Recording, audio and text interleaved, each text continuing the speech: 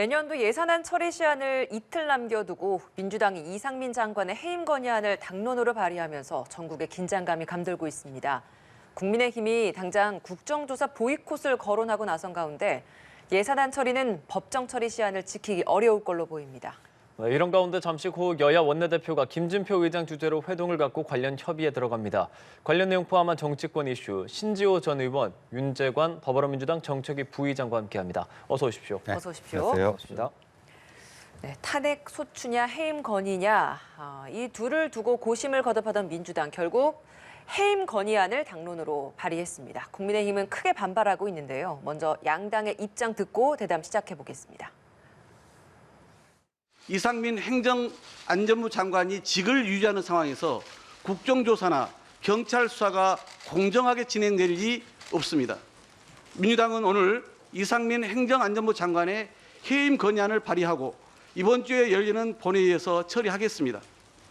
해임 건의안 가결 이후에도 본인이 자진 사퇴하지 않거나 대통령이 또다시 거부한다면 민주당은 부득이 내주 중반에는 탄핵소추안을 발의해서 이번 정기국회 내에 반드시 가결시켜 이상민 장관의 문책을 매듭 짓겠습니다.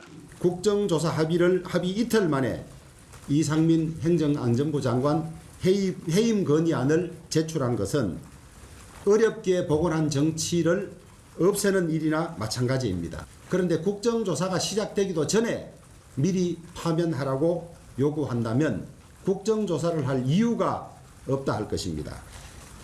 무엇보다 우리 국회는 극한 정쟁에 빠져들지 않아야 합니다. 어렵게 놓은 협치의 다리를 민주당이 먼저 깨어서는 안 될 것입니다. 네, 민주당 결국 해임 건의안 발의하는 쪽으로 가닥을 잡았습니다. 어떤 배경에서 이런 결정했다고 보십니까? 글쎄 뭐 그것까지는 모르겠는데 저는 민주당이 자기 모순에 좀 빠졌다 이런 생각이 드는데 국정조사를 강력하게 요구했던 것은 이제 민주당이고 국민의힘은 소극적이었는데 나중에 이제 예산안 통과를 위해서 타협을 한 거 아니겠습니까? 근데 국정조사가 뭐를 위한 국정조사죠? 이태원 참사 진상규명을 위한 국정조사 아닙니까? 그리고 지금 특수본의 수사가 진행되고 있는데 그것만 가지고는 부족하다고 봐서 이제 국회에서 별도의 국정조사가 필요하다. 그러니까 이 국정조사의 목적은 진상규명이에요. 진상규명이 돼야지 책임져야 될 문책을 할 수가 있는 거 아닙니까? 그런데 하기도 전에 누구부터 그만둬라. 이거 그럼 국정조사 뭐하러 하죠? 결론은 정해져 있는 거 아니에요. 결론은 정해져 있는데 국정조사 하기도 전에 누구는 그만둬라. 특정인은 그만둬라. 해임 건의안은요. 꼭 법적 책임을 묻는 건 아니니까 정치적 책임을 묻는다는 차원에서 뭐 그렇게 할 수는 있어요. 근데 만약에 이제 대통령이 해임 건의안을 받아들이지 않으면은 탄핵소추안을 또 발의를 하겠다는데 탄핵소추안은 정치적 책임지는 자리가 아니거든요. 직무집행 과정에서 헌법이나 법률을 위반했을 때 법적 책임이에요. 그러니까 지금 이렇게 수사가 아직 끝나지도 안 하고 국정조사 시작도 안 했는데 결론부터 정해놓고 누구는 그만둬라 뭐 한다. 그러니까 민주당이 엄청난 자기 모순에 빠졌다 이런 생각이 듭니다. 예, 자기 모순에 빠졌다라는 말씀하셨는데 사실 대통령이 거부권을 행사할 것이 거의 기정사실화되어 있는 상황에서 이렇게 해임 건의안 발의한다라는 거 어떤 배경인 겁니까? 국민의 절대 다수의 국민들께서 진상규명을 위한 가장 책임 있는 국민 안전을 총괄하고 있는 국무위원에 대한 책임을 물어야 된다고 하는 것에 대해서 절대 다수의 국민들이 동의하고 계십니다.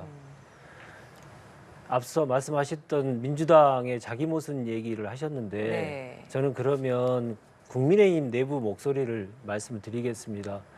이재호 상임 고문께서 이런 말씀을 하셨어요. 진상규명의 첫 시작은 책임자가 물러나는 것이다. 그 이유는 여러 가지입니다. 첫째, 서울 시내에서 국민이 갑자기 158분이 무고한 시민이 희생을 당하셨습니다. 이러한 상황에서 정부가 책임을 지는 모습을 한 명도 보이지 않고 참사 한 달 동안 한 명도 시쳇말로 옷을 벗은 사람이 한 명도 없습니다. 책임진 사람이 단 한 명도 없습니다. 이것이 민주국가의 모습인지 국민들은 묻고 있는 것입니다. 또 하나 현실적으로 보십시오. 최근에 진상조사 얘기를 계속 하시지만 진상조사를 위해서는 제일 먼저 유가족들의 참여가 매우 필요하고 유가족들의 그 아픈 마음을 서로 간에 달랠 수 있는 유가족 협의회가 구성되는 것이 지극히 온당한 일입니다. 그러나 그 유가족 협의회 만드는 것마저도 정부가 지금 방해했던 사례들이 계속 속속 나오고 있지 않습니까? 지금 책임 있는 사람이 책임 있는 자리에 있는 사람이 물러나지 않기 때문에 밑에서부터 알아서 이러한 일들이 벌어지고 있는 겁니다. 그래서 단지 이상민 장관의 한 사람에 대한 얘기가 아니고 대한민국에 대한 원칙, 대한민국이 운영되는 원칙을 세우고 상식을 바로 세워야 되는 일이기 때문에 국조 진상규명을 제대로 하기 위해서도 이상민 장관이 먼저 거치가 돼야만 이 다음에 국조가 제대로 될 것이다. 이렇게 저희들은 판단합니다. 부장님, 그 해임 건의안을 일단 지금 가결하고 나서 만약에 그럼에도 불구하고 어떠한 거취에 대한 그게 없으면 탄핵소추안까지 가겠다는 게 지금 민주당의 입장인데 네. 사실 민주당은 법률 검토를 마쳤다는 입장이기는 하지만 지금 네. 직접적으로 어떤 뚜렷한 위법 사안이 나왔는가에 대해서는 또 생각해 볼 만한 여지가 있고 헌재 재판 판단이 또 있어야 되는 상황인데 네. 만약에라도 그 다음 판단이 기각 결정이 난다면 그 후폭풍도 민주당에서 생각하지 않을 수 없거든요. 지금 말씀하신 거는 몇 단계를 지금 건너뛰는 말씀이신데 일단 이번 그 해임 건의안에 대한 대통령실 그리고 윤석열 대통령의 판단 이것들이 나오고 나서요. 그리고 지금까지 나왔던 내용들을 정리해 보면 법률적인 위반 사안에 대해서는 헌법부터 시작해서 재난안전법 여러 법률에 의해서 이상민 장관의 이 문제점이 다 드러나 있는 상황입니다. 그걸 얼마든지 주장할 수 있는 상황이고요.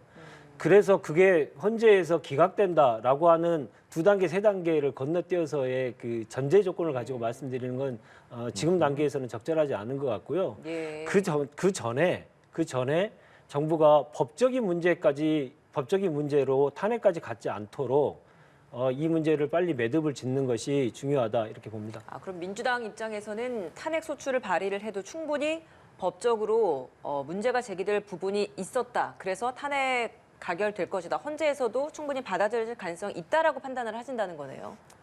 당연히 그렇게 판단하고요. 알겠습니다. 판단을 받아봐야겠습니다만 예. 헌재 판단을 받아봐야겠습니다만은 지금 국민적인 그동안 나왔던 내용만 가지고도 참사를 예방하는 것도 부족했고 현장에서 대응하는 것도 매우 부실한 문제만 가지고도 얼마든지 이상민 장관에 대한 탄핵, 법률적인 책임 이런 문제들에 대해서 주장할 수 있고요. 그런 내용들이 준비되어 있는 상태입니다. 예. 반론하실 예? 기회 드리겠습니다. 근데 저는 이렇게 봐요. 그 민주당이 스텝이 완전히 꼬였어요. 스텝이 완전히 꼬인 게 이제 국정조사를 주장하다가 이제 그 타협이 이루어졌는데 해임 건의안이라든가 탄핵 소추는 그 다음 단계에서 생각한 것 같아요. 그러니까 악위가 안 맞아요. 그러니까 어떤 전략을 구사하려면은 그게 딱딱 악위가 맞고 들어맞아야 되는데 아니 뭐 이렇게 이제 해임 건의안이 받아들여질 리도 없지만 만에 하나 뭐 이상민 장관이 그만두면 국정조사는 누구를 상대로 합니까? 타깃이 있어야 될 거 아니에요. 타깃이. 그죠? 예를 들면 지금 소방, 경찰 이게 다 지휘 감독 권한이 있는 부서가 어디예요? 행정안전부예요. 행정안전부 장관이 부재중이 되는 거예요. 그럼 누구를 타깃으로? 물론 이제 경찰청장이나 뭐 소방청장 앉혀놓고 할 수는 있겠죠. 그러나 그러니까 이런 게 보면 이제 이 전략으로서는 아주 앞뒤가 안 맞는 그런 거고 그래서 제가 이제 이거는 저의 이제 추측인데 민주당이 이렇게 왜 앞뒤 안 맞는 이런 전략을 구사할 것인가 봤을 때 지금 이재명 대표 뭐 연말 소환 뭐 그다음에 사법 리스크 민주당 내에서 이제 불거지는 이제 드디어 이제 대표직 사퇴하라 뭐 이런 얘기까지 나오고 그러니까 아마도 이제 뭐 공격이 최선의 수비다 해가지고 이런 쪽으로 지금 화력을 집중하려고 하는 게 아닌가 그런 생각마저 드네요. 이게 이재명 대표 수사와도 또 연결을 짓는 그런 그건 뭐 생각을 저의 갖고. 추측입니다. 근데 이제 사실 친윤계나 대통령실도 당초에 이번 국정조사에 대한 부정적 기류도 굉장히 많았기 때문에 이런 상황에서 과연 그럼에도 불구하고 국민의힘은 그러면 그걸 힘입어서 국정조사 보이콧까지 꺼낼 것인가? 이 부분은 어떻게 생각하세요? 근데 만약에 저거를 저렇게 강행하게 되면은 국정조사를 요구한 것이 민주당이잖아요. 그러니까 이 국민의힘이라든가 대통령실의 기본 입장은 지금 그 신속한 진상 규명과 책임자 처벌 또 그거에 입각한 폭넓은 국가 배상 이거거든요. 이 3단계예요. 그런데 폭넓은 국가 배상이 이루어지기 위해서는 정부의 법적 책임이 규명이 돼야 됩니다. 법적 책임이 규명이 돼야 되고요.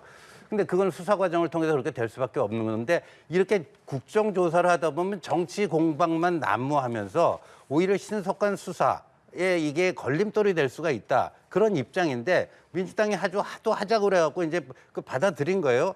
이제 집권 여당으로서 이제 예산안도 통과시켜야 되고 그런데 본인들이 또 그걸 뒤집어 버렸어요. 뒤집어 버렸는데 하자는 사람이 할 의욕도 없고 뭐 하는데 어떻게 지금 할 수가 있겠나 그런 거죠. 예. 근데 이제 국정조사 보이콧 이야기를 하면서도 해임 건의안 처리 단계를 보면서 결정하겠다라는 게 어느 정도 좀 여지를 좀 열어두는 걸로 또 해석이 되는 대목도 있어요. 네. 오늘 보면 11시에 이제 국회의장 주재를 또 여야 네. 원내대표단 만나게 되잖아요. 네. 여기에서 어떤 좀 협상을 할 만한 어떤 안이 있기 때문에 이런 이야기가 나오는 걸까요? 저는 없을 거라고 보고요. 그 뭐 국회의장이 중재한다고 해서 될 문제가 아닌 것 같아요. 이미 양쪽 민주당 측은 해임 건의안 발의하기로 결론이 났고, 근데 해임 건의안 발의 통과를 시켰는데 내일 통과를 시켰는데 이제 대통령은 거부할 거 아니에요. 그랬을 그럴 때 가능성이 높죠, 예. 탄핵 소추안을 그 요건은 똑같아요. 과반 출석이에요. 과반 찬성이에요. 탄핵 소추안도 해임 결의안하고 요건은 똑같습니다. 통과 요건은. 근데 다음 주에 그래서 탄핵 소추안까지 그 통과를 시켜버리면 그러면 그 즉시 이상민 행정안전부 장관의 직무는 정지됩니다. 그렇죠. 집에서 쉬어야 돼요. 집에서 쉬어야 되고 이제 헌법재판소로 가서 헌법재판소에서 이제 탄핵 재판을 해가지고 이제 그 파면 여부를 결정하는데 그렇게 되면 그게 정상적으로 뭐가 이루어질 수 있겠습니까? 국민의힘은 어느 정도 좀 단계적 대응이라든지 협상 가능성 조금은 이야기를 하는 듯도 했지만 사실 지금 상황에서 원내대표가 만난다고 해서 뭔가 가까워질까? 사실 확실하지 않은 상황이기도 하고 국민의힘에서는 국정조사 보이콧을 앞으로 좀 천명할 걸로도 보이거든요. 민주당은 어떤 식으로 대응해 나가겠습니까? 국정조사 보이콧이란 말씀을 얘기하는 것 자체가 대한민국 정치의 실종을 스스로 얘기하고 있는 것이다라는 생각입니다. 앞서 말씀하셨던 이 국정조사에 대해서 여당은 소극적이었다. 이런 얘기를 공공연하게 하시는 이러한 분위기 자체가 대단히 큰 문제가 있다라고 저희들은 보고요. 왜냐하면 국민들의 아까도 말씀드렸던 국민들의 그 참사 희생자의 문제, 원인 규명부터 시작해서 재발 방지책을 다 논의하기 위해서는 국민의 대표기관인 국회가 그 역할을 하지 않는 것은 직무유기입니다. 그 직무유기가 너무나 당연한 것처럼 얘기하시는 그 자체가 저는 큰 문제라고 보고요. 국조에 대해서 거부하겠다. 이거는 국민에 대한 명령을 거부하겠다. 이런 선언이기 때문에 오히려 이 정치는 어떤 문제가 매듭을 하나하나씩 풀어가는 정치가 돼야 되는데 오히려 매듭을 더욱더 실타래처럼 매듭을 오히려 더 꼬이게 만드는 역할을 지금 정부 여당이 하고 계시는 거기 때문에 국민들의 눈살을 찌푸리게 할 것이다 이렇게 말씀드립니다. 예, 대통령실도 굉장히 강하게 지금 입장을 내놓고 있어서 야당의 이 장관 다음 타깃은 윤 대통령이다라는 대통령 일각의 시각도 있다라는 얘기도 나오지 않습니까? 네. 국정조사가 만약에 이제 민주당 단독으로라도 이게 진행이 된다면 결국에는 대통령실에서 뭐 증인 출석 거부나 이런 상황까지 벌어질 거라고 보세요. 뭐 부분적으로는 그럴 수 있다라고 보고요. 그렇게 되면은 그게 뭐 국정조사가 제대로 될 수 있겠습니까? 그 국정조사가 제대로 될 수 없을 것이고 이렇게 되면 이제 전국은 좀 파행이 될 것이고 뭐 예산안도 합의 처리가 안 되면은 또 뭐 준예산 편성해서 비상 대응하는 뭐 이런 걸로 갈 수밖에 없기 때문에 그러니까 좀 상식의 회복이 좀 필요하다. 그러니까 국정조사도 해보지도 않고 누구 물러나라 하는 거는요. 그 시험 보지도 않고 난 무조건 합격했다라고 하는 얘기랑 똑같아요. 근데 국민의힘 입장에서도 사실 국정조사를 민주당 단독으로 진행을 하면 네. 이게 좋은 카드는 아닐 것 같거든요. 뭐 그러니까 일방적으로 이제 그 공격만 당한다는데 저는 뭐 민주당의 화력이 뭐 어느 정도 뭐 그만큼 훌륭할지 여부는 또 두고 봐야 된다고 봅니다. 민주당은 계속 이 국민의힘에서 뭔가 합의에 이르지 않고 중재안을 서로 뭐 중재가 안 된다면 단독으로라도 일단 국정조사 가야 한다. 이 입장이 확실한 겁니까? 네, 별 수 없지 않습니까? 그것을 여당이 참여하지 않는다고 해서 야당마저도 진상규명과 책임자 처벌을 위한 국정조사를 완전히 못하겠다. 이렇게 얘기할 수는 없는 거고요. 다만 이 합의 정신에 따라서 여야가 함께 하기를 강력하게 희망하고 마지막까지 노력을 할 것입니다. 그걸 전제로 말씀드리는 거고요. 네.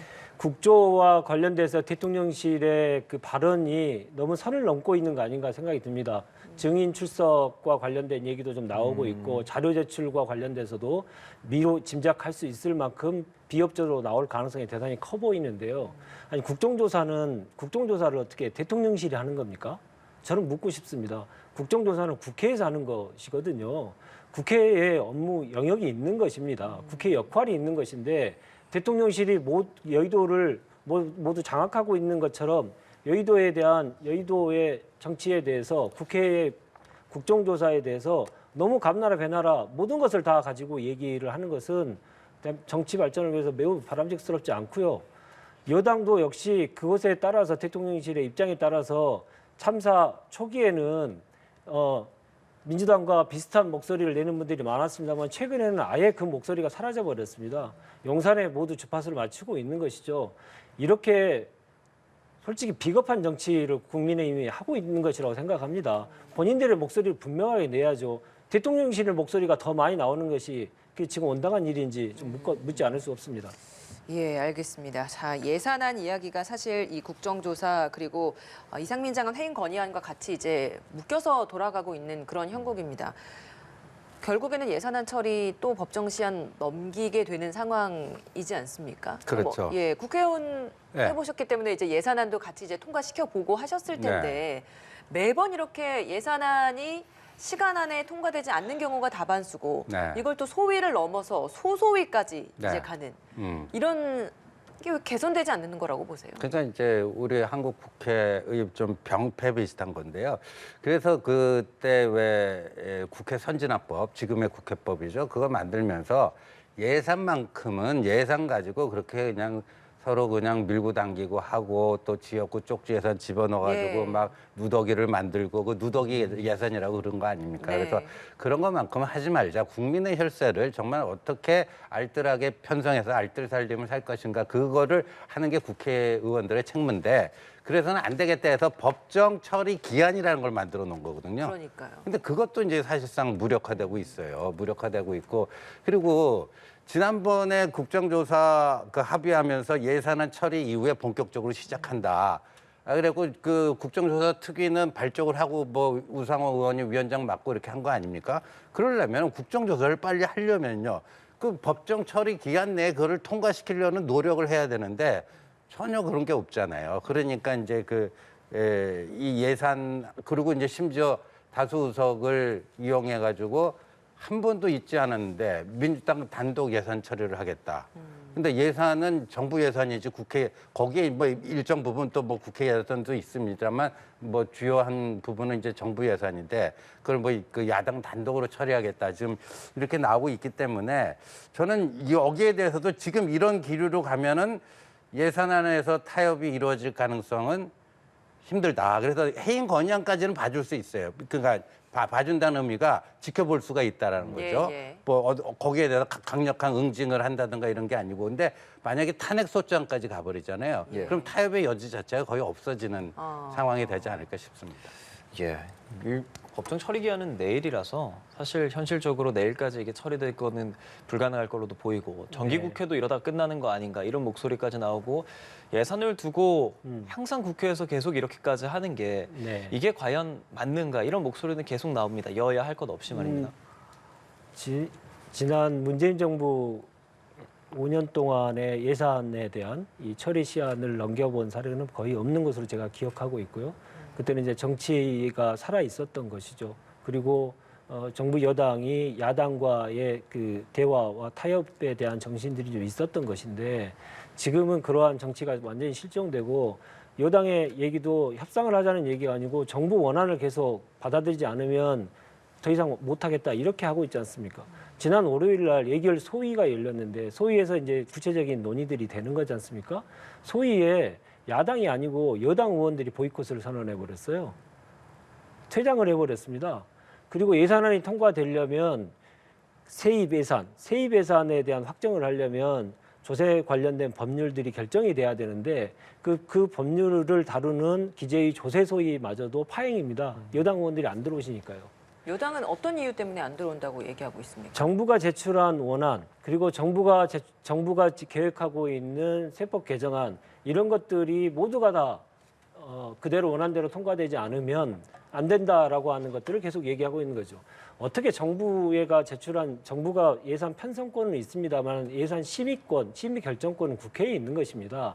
그러면 국회의 논의 과정 속에서 여야 간에 협의하고 정부와 협의하는 과정 속에서 최종 결정되는 것이지 원안을 계속 주장하면서 원안이 안 받아들이면 나는 못 들어가겠다 해가지고 아예 예산국회를 보이콧을 하고 있습니다.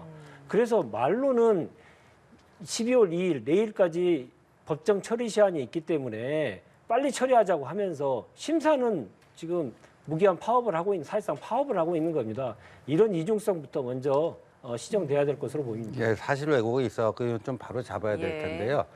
예, 어떤 정치 집단이 자기가 낸 원안 100% 그대로 고집하고 다 한 발씩 양보하면서 접점이 만들어지는 거고요.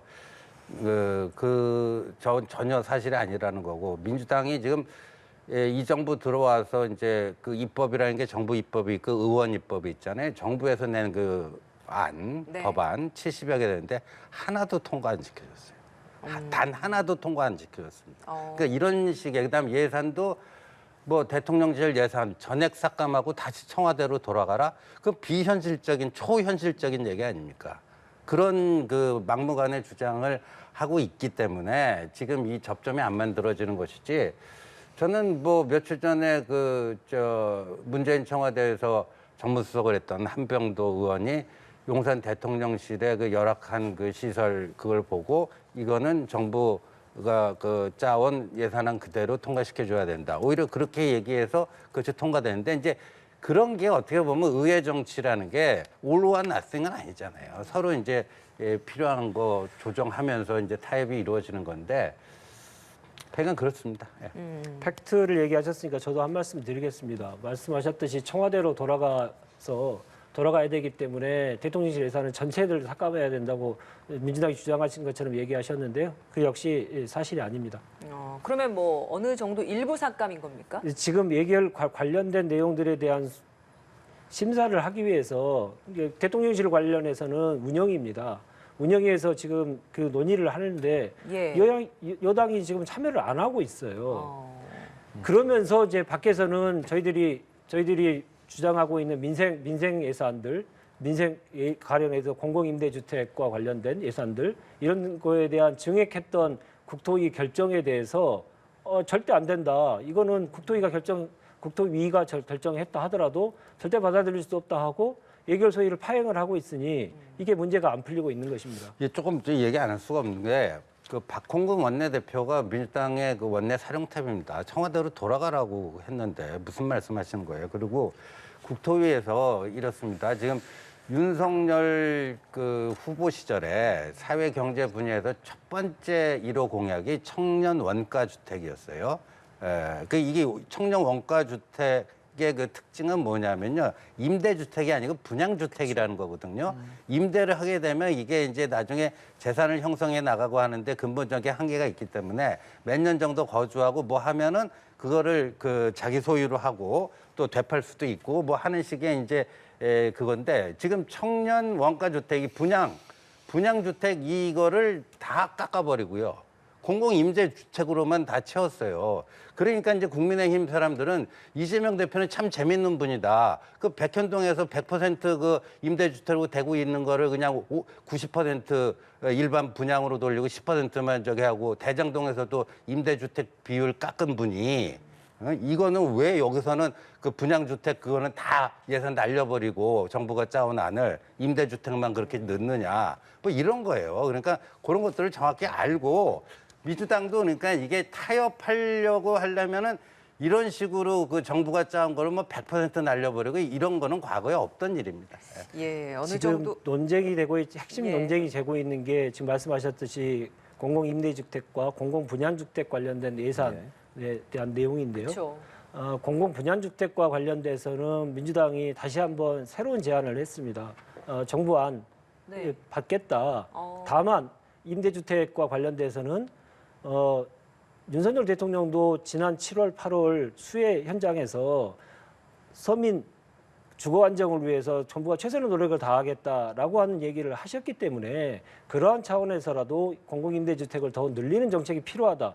대통령이 분명히 국민들에게 약속한 것이니 그 약속을 지키는 차원에서 공공임대주택 예산도 늘리자라고 주장을 했던 건데 그걸 못 받겠다는 겁니다. 야. 그러면 대통령은 국민들에게 약속하고 여당은 그것을 정부 예산으로 받아들이지 않으면 이게 어떻게 정치가 되겠습니까?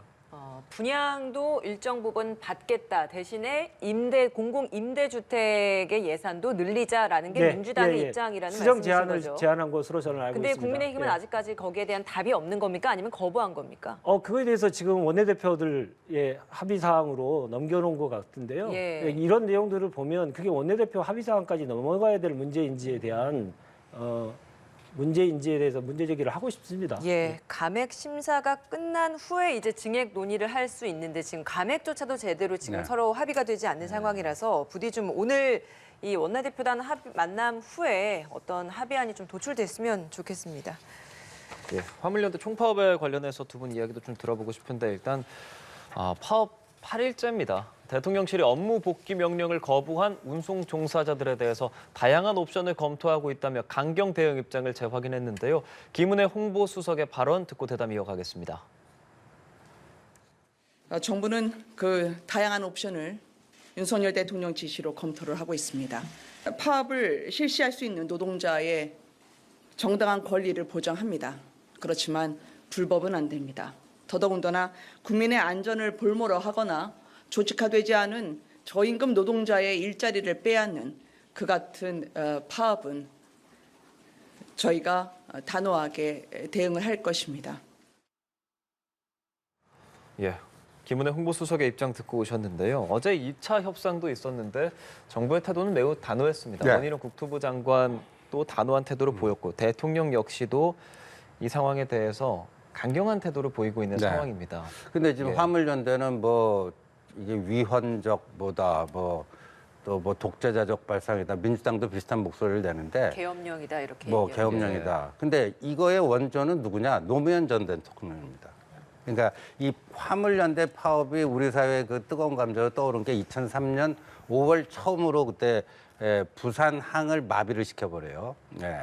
그때 그 문재인 대통령이 2011년에 쓴 운명이라는 책을 보면은 어떻게 표현이 됐냐면 노무현 대통령이 아주 경로를 하셔가지고 군 대체 인력까지 투입을 시켜라.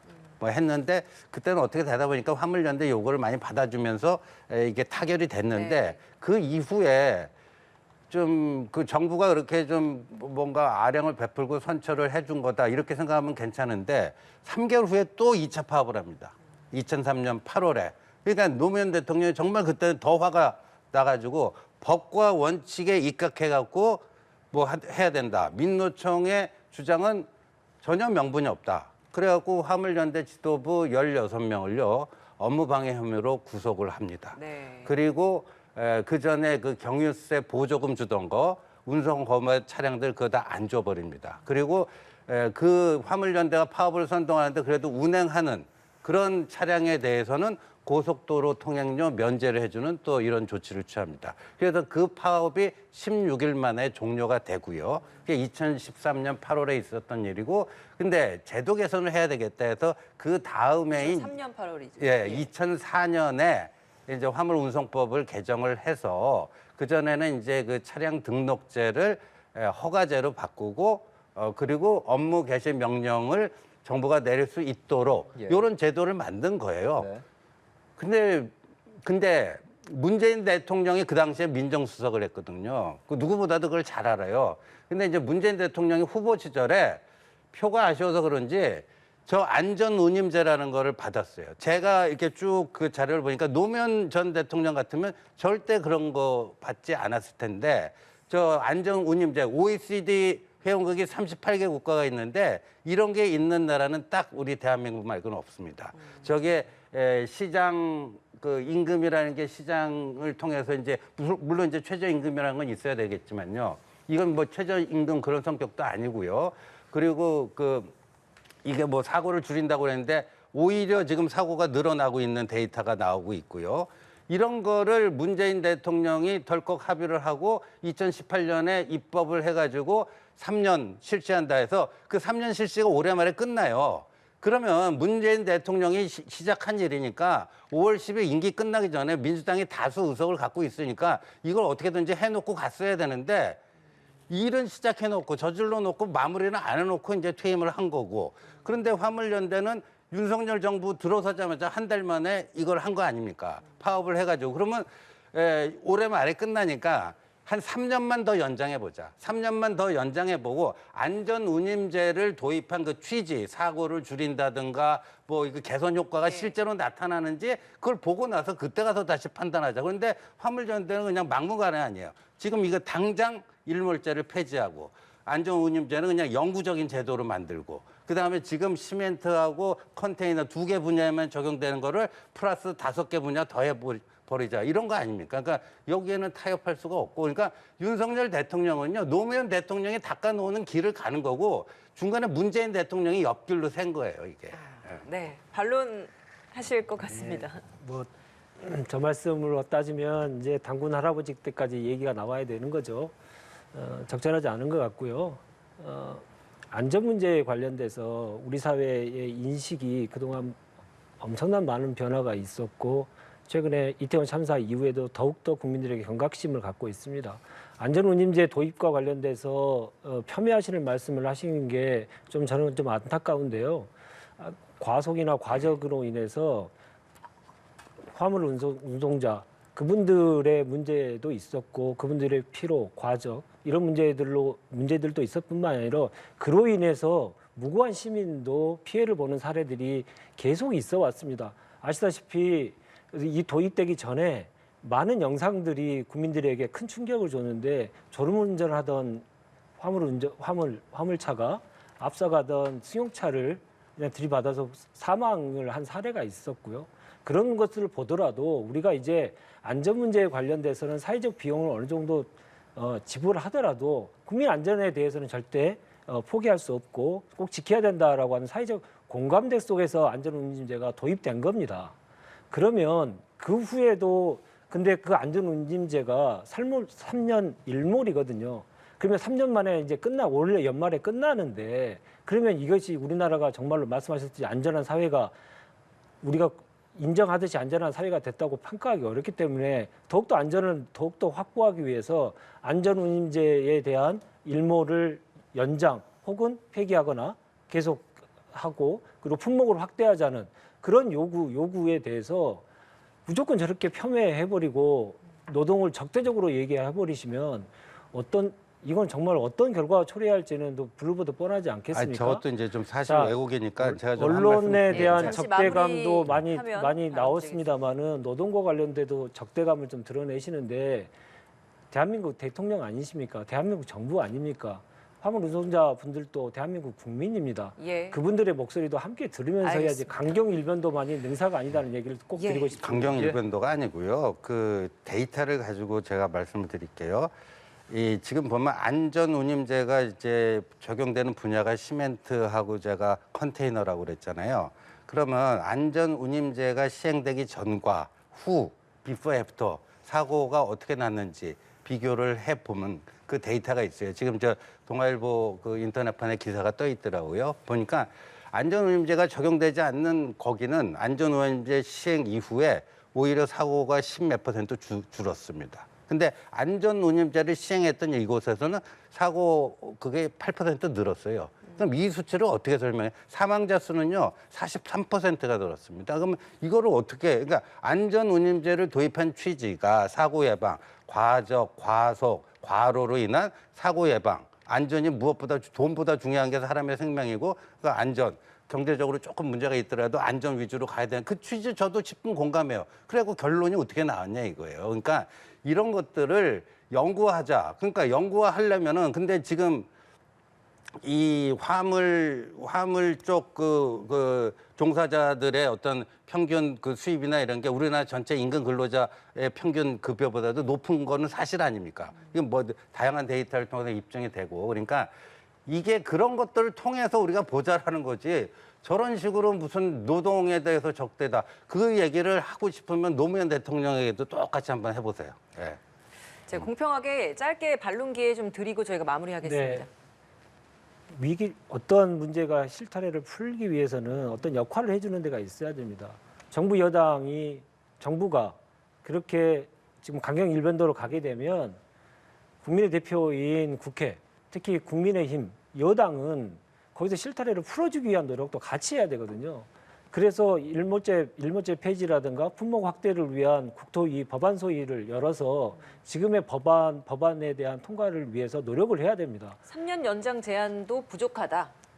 아니, 그러니까 그 일몰과 관련돼서는 어떻게 할 것인지, 예. 품목 확대에 대해서는 어떻게 할 것인지에 대해서 이제 연말까지 결정을 해줘야 됩니다. 그러면 올해 연말 끝나고 나면 법이 일몰이 끝나버리지 않습니까? 그쵸. 그래서 연말까지 그 법이 통과돼야 되는데 그 통과를 위한 법안 소위에 국민의힘이 참여를 않고 있습니다.